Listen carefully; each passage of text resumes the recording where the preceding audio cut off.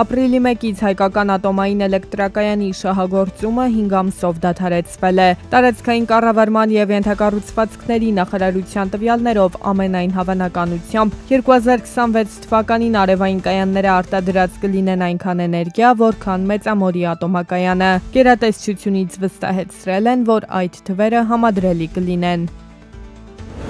Վերջին 3 տարիներին Հայաստանից Ռուսաստան արտահանվող ծաղիկների ծավալը աճել է մոտ 3 անգամ, 36 միլիոնից անցնելով 100 միլիոնի։ Ըստ ռուսական կողմի նման աճը գնահատվում է որպես ոչ համաչափ և հիմք է տալիս ենթադրելու, որ մատակարարվող արտադրանքի մի մասը կարող է չունենալ հայկական ծագում։ Ստեղծված իրավիճակի պայմաններում ռուսական կողմը հայտարարել է վերահսկողության խստացման մասին։ Ֆիտոսանիտարական հսկողությունը տեղափոխվել է սահմանային գոտի, իսկ 2025 թվականի հուլիսից ուժեղացված վերահսկողություն է սահմանվել ծաղիկների ներմուծման նկատմամբ։ Նոր պահանջները ներառում են նաև արտադրության վայրերի պարտադիր ատեստավորում կարանտինային ռիսկերի նվազեցման նպատակով։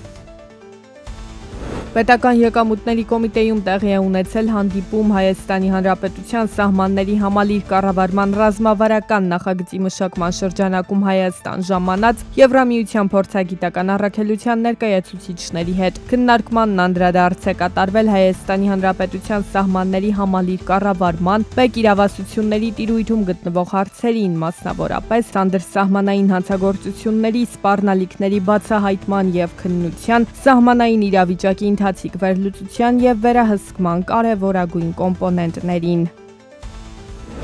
Վարչապետ Նիկոլ Փաշինյանի ստացած Զայեդ մրցանակի $500,000 համար արտաբյուջետային ավանդային հաշիվ կբացվի։ Այս մեխանիզմը նախատեսված է ապահովելու մրցանակային միջոցների ավանդադրումը և դրանց հաշվին կառավարության որոշումներով սահմանված ծախսերի ֆինանսավորումը։ Կառավարության գնահատմամբ նման ձևաչափը թույլ է տալիս իրականացնել միջոցների մուտքերի և ելքերի առանձնացված հաշվառում պետական-գանձապետական համակարգում։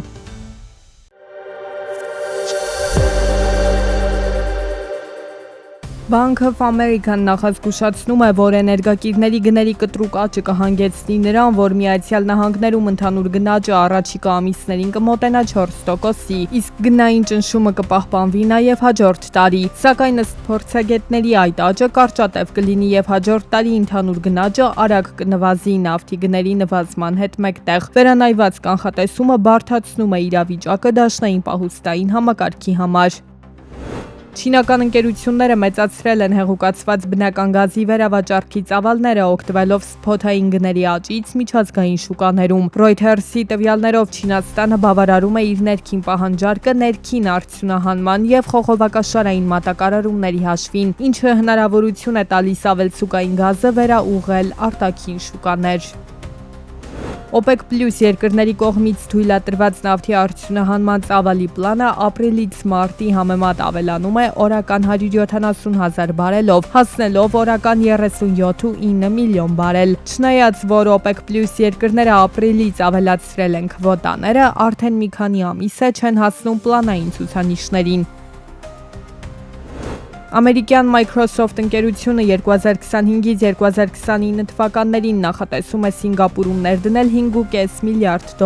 ամպային և արհեստական բանականության ենթակառուցվածքների զարգացման, ինչպես նաև երկրում առկա բիզնեսի ընդլայնման համար։ Սինգապուրի համալսարանների բոլոր ուսանողները 12 ամսվա ընթացքում կկարողանան անվճար օգտվել Microsoft 365 Premium գրասենյակային ծրագրերի փաթեթից, իսկ բոլոր դասախոսները անվճար կանցնեն արհեստական բանականության ոլորտի ուսուցում։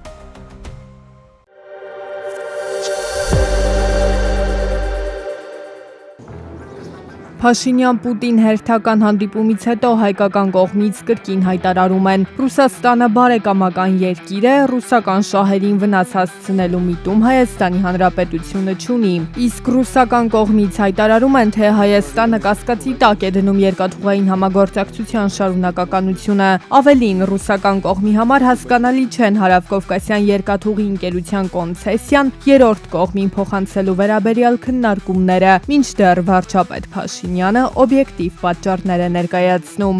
Մեր խնդիրը ընդհանրապես ձևակերպված է մի նախադասության մեջ, որ Հայաստանի Հանրապետությունը այս պայմաններում իր մրցակցային պոտենցիալ առավելությունները կորցնում է։ Մեր խնդիրն է, որ Հայաստանը իր մրցակցային պոտենցիալը ամբողջությամբ իրացնելու հնարավորություն ստանա։ Աշխարհաքաղաքական անկայուն զարգացումները ստիպում են գերտերություններին ծայրահեղ որոշումների գնալ, որոնք փոխում են տնտեսական իրավիճակը ամբողջ աշխարհում։ Նավթամթերքի շուկայում տեղի ունեցող իրադարձությունների ֆոնին Ռուսաստանը սահմանափակումներ է կիրառում բենզինի արտահանման ոլորտում։ ԵԱՏՄ անդամ երկիր է Հայաստանը ու այս որոշումը ուղիղ ազդեցություն կունենա նաև մեր երկրի վրա։ Լավ լուրն է նա, որ մենք վերջին ամիսների ընթացքում ըստ էության վերացրել ենք մենաշնորհները, որոնք լրացուցիչ գնագոյացում էին առաջացնում Հայաստանի Հանրապետությունում, եւ նաեւ այլընտրանքային շուկաներ ենք ներմուծման ստացել։ Եվ կարծում եմ, որ շատ թե քիչ Հայաստանի շուկան պատրաստ է այդ իրադարձությանը։ 2027 թվականից առողջության ապահովագրության փաթեթի շահառուների ցանկը կընդլայնվի։ Առաջարկվում է համակարգում ներառել էլեկտրոնային հարթակներով ուղևորափոխադրումներ իրականացնող անձանց, այդ թվում տաքսու վարորդներին։ Բացի այդ, նախատեսվում է, որ արդեն ապահովագրված քաղաքացիները հնարավորություն կունենան համակարգում ներառել նաև իրենց փոխկապակցված անձանց։ Մենք մեր նախընտրական ծրագրում ներառել ենք Հայաստանի ամբողջ բնակչության առողջության ապահովագրության համակարգ ներառելու մասին դրույթը եւ առողջության ապահովագրության համակարգը բնականon գործում է եւ շարունակելու է գործել։ Ընտրություններից առաջ էլ հետո էլ մանավանդ որ դա ընտրությունների հետ որևէ կապ չունի։ TRIP ծրագրի մասով էլ Փաշինյանը հույս հայտնեց, որ տարածաշրջանում ի վերջո իրավիճակը կկայունանա, խաղաղություն կհաստատվի, իսկ Հայաստանի Հանրապետության իշխանությունները շահագրգռված են րոպե առաջ TRIP ծրագիրը կյանքի կոչել։